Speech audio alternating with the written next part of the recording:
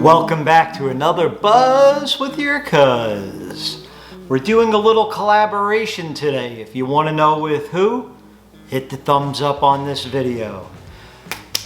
If you're new here, I'm Cam and we're doing a collaboration.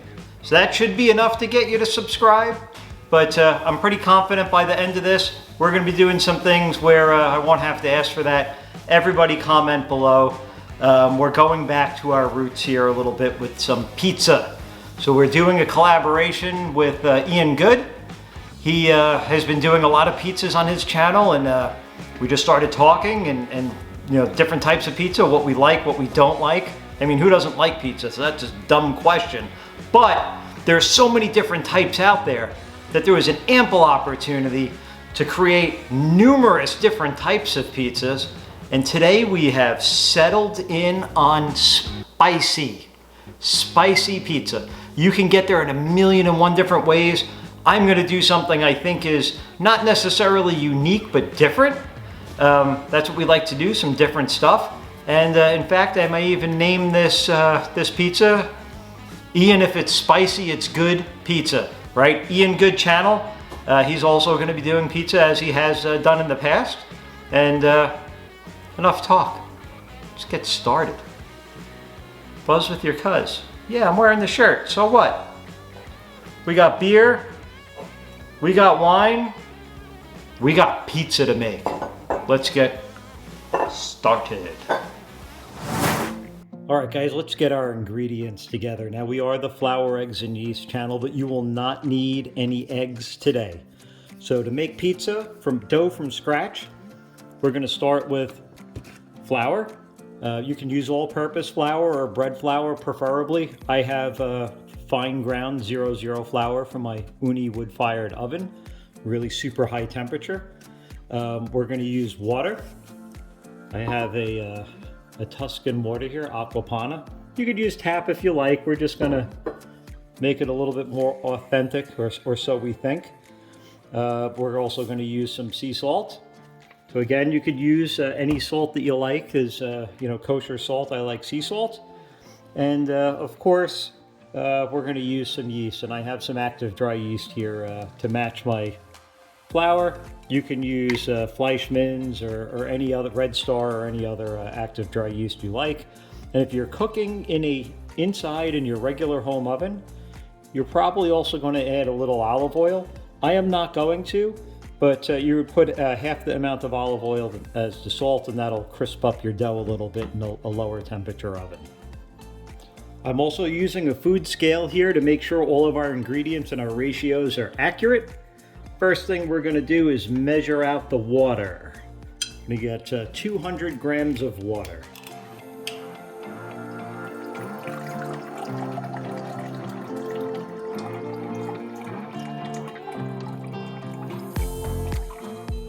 The next step is we're going to measure out 8 grams of sea salt. We can also heat up our water in the microwave, maybe 30 seconds or so that we could dissolve the salt. At this point, again, cooking in a home oven, 4 grams of olive oil. I'm going to skip this, again, just to crisp up your crust and give it a little bit of additional flavor. Now we're going to do 320 grams of flour.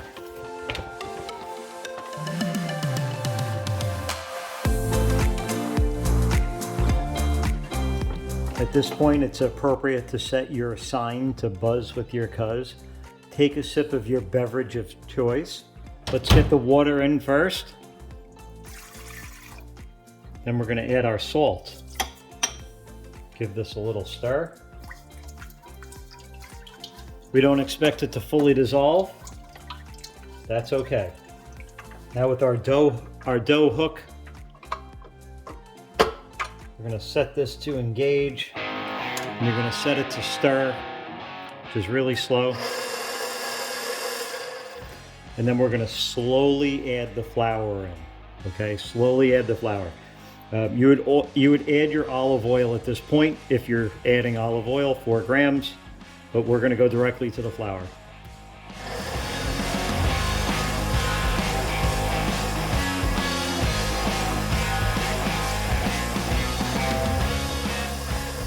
So get about half of the flour in there, and then now let's measure our yeast and add that as well. So I'm going to measure out my 2 grams of active dry yeast. There we go. And the reason for that is we do not want this yeast coming into contact with the salt. So we've had half of our flour already hydrated. Now we're going to add the other half.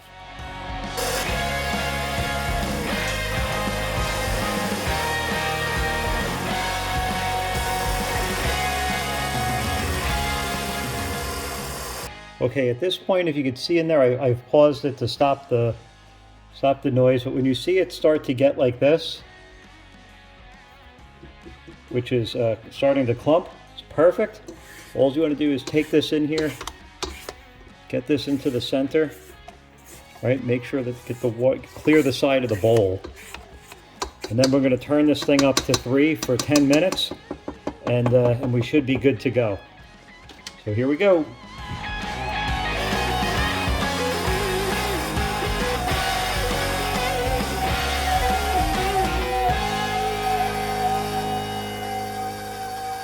Look at that. If you followed your Uncle Cam's recipe, this is what you would have.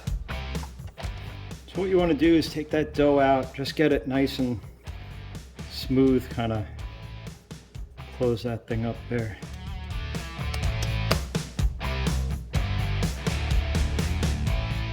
It's going to get a nice, very light hint of flour on the top there, so it's even easier to handle. And we're going to let this rest. Perfect. Perfecto. So you'll see if it's mixed properly, this is what your bowl will look like when you're done. As fate would have it, I don't have a proofing box that's clean, so I'm going to do something that's a little bit of an illegal function and add some olive oil in here, cover it, and let it rest for 3 hours. Let's do that.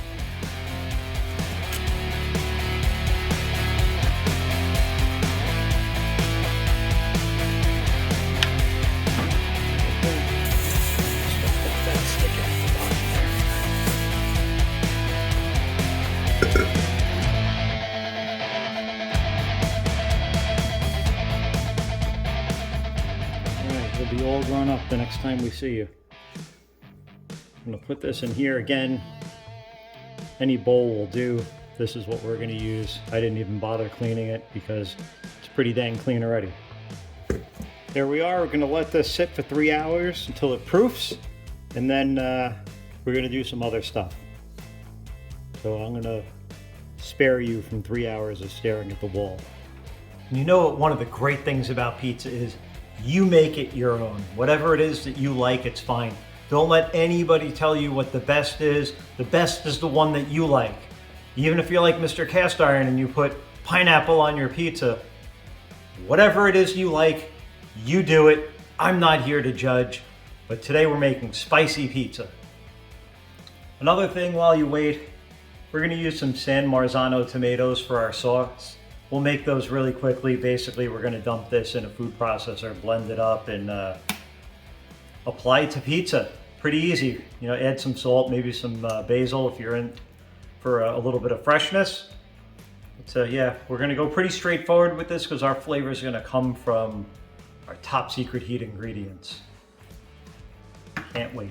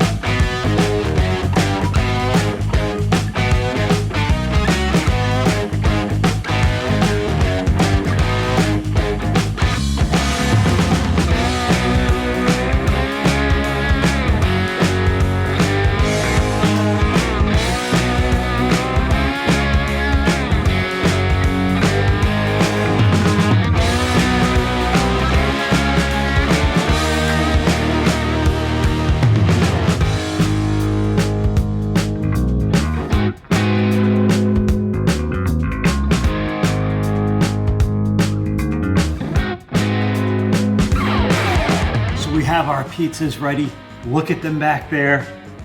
Ian Good, you're gonna love this spicy pizza, and I'm about to take care of this real quick.